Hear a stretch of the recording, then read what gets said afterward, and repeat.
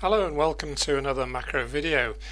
Question today is what are the best macros and where can you get them from? So there are two aspects to that I want to look at. First of all, how do I find the best macros? And secondly, how do I find the best macros? Sorry, being a bit silly, but what I mean by that is how do we find what are the best macros? In other words, which are the best ones for you in the way you work? And then once you've decided that, how do you find those particular macros for what you want to do? Okay, so let's look at the first one. How do we decide what are the best macros to use? Well, we're all different and we do different jobs, we work in different ways, and therefore I can't say to you, you ought to use such and such macros. I would say, however, that in the long run, say a year or so on from starting, you really want to be thinking of using Fredit and multi-switch because those make such a difference to the way an editor can work. But for the moment, certainly, please talk to your colleagues and find out what macros they use. That will help you. And obviously, my book is set up so that it tries to help. It gives you some suggestions. And another helpful idea, hopefully, is that if you watch the way you work, you can ask yourself, what am I doing repeatedly? What am I doing over and over again? And if I can speed that up, then I can speed things up overall. And also, what do I find boring? So if I can cut out the boredom factor by using a macro, then that can help as well. Okay, so if I'm asking the question, what are the macros? Where are the macros I want? Then the obvious answer to that is that they are in my book, and I'm going to ask about that. What can macros do in general? The book is trying to say, and then the book gives details of the specific macros, instructions, how to use them, and so on.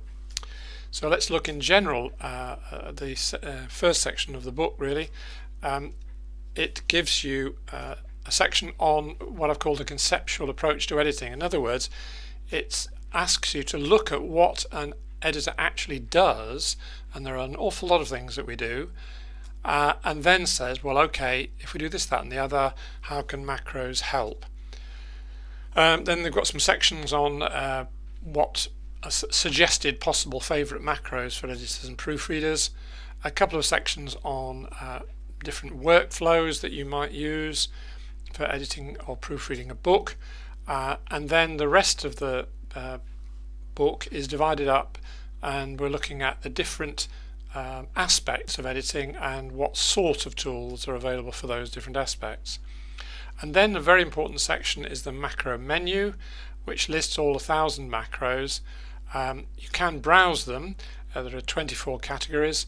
I'm certainly not going to go through all of these, but I will, of course, put up the URL for the book. So these are all the different sections of the macro menu, and a catch-all at the end. And we'll look at the multi-search in a second. Let's just look at the book, the macro menu part of it.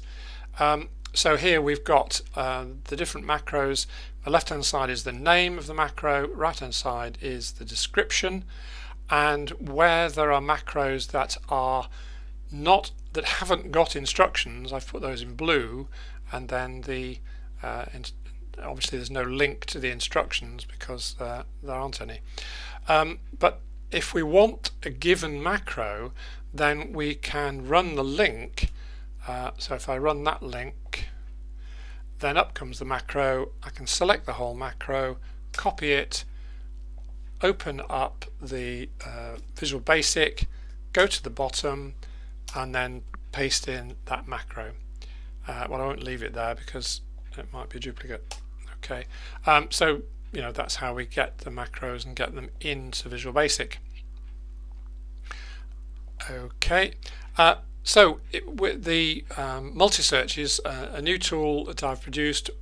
It will have lots of applications, but the specific one that's important for the moment is how we find things in the when we're looking for macros. And the other one is instant find down. So if we're looking at where are we? If we're looking at various macros in here, then if we want to go to the section of the the section of the book giving the instructions, then I can click in the name of the macro and then use instant find down, which will take me down to the part where the instructions, well, not many instructions there, but those are the instructions for that particular macro. So if I go back up to there. Okay, so if we go up to the top of the macros, if we're looking for a particular macro, we can use the instant find macros. We can use the multi-search macros. There's a loader which enables us to put a search criterion in, and then the multi-search and the multi-search up to allow you to look down or to look back up for a given criterion. So suppose we want something about highlighting long sentences, let's say. So if I run the multi-search loader, I can type in highlight and long. So I use a plus sign to say I want the word highlight and I want the word long somewhere near each other. I can use alternatives as well. I don't know, long paragraphs, or I can use an OR function, but that's explained in the video about multi-search. But that'll do for now. So we say OK. It sets up that criterion and looks to see what it can find. So it's found extra long quotes and the word highlight. So then we can search down again. That'll be the same one. That's the second one there. And then another one. So it's highlight all questions. So we can look down through on these given. Sometimes it doesn't actually show you anything highlighted there, but if you hold the Shift key down and press the right arrow, then it will extend the selection and you can see it more clearly. Okay, so that's how we find macros with multi-search. Okay, and finally, let's just change that. Right.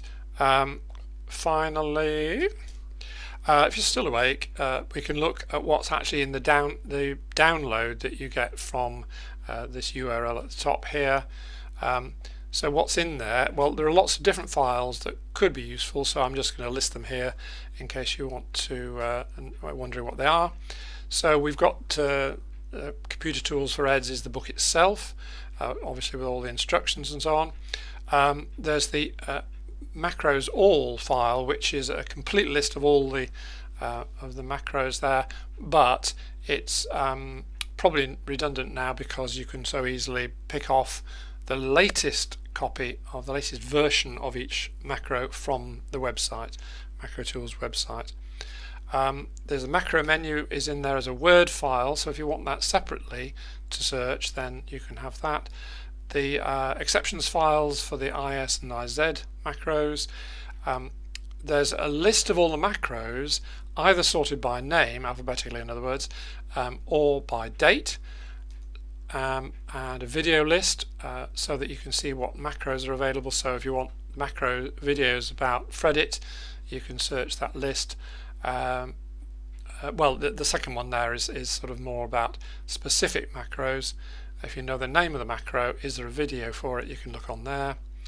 There's the three training sort of setups there for you to use to get started, and a sample Fredit list and a sample switch list for multi-switch.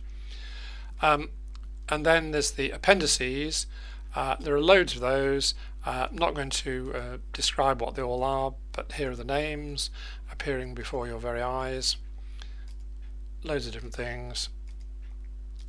And that's about it. So I hope that's been helpful today. Thanks for watching.